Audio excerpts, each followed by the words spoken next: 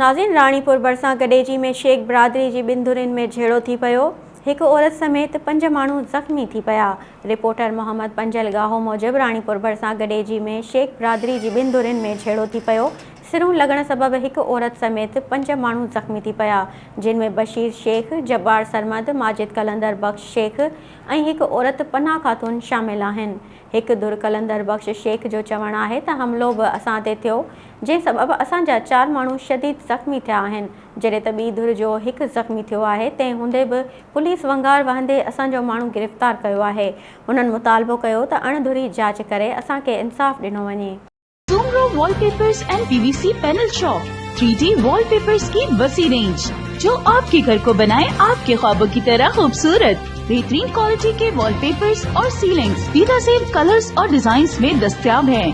हैदराबाद, लतीफाबाद, कासमाबाद, जामशोरो, मीरपुर खास के साथ सिंध के मुख्तलिफ शहरों में सर्विस मौजूद है।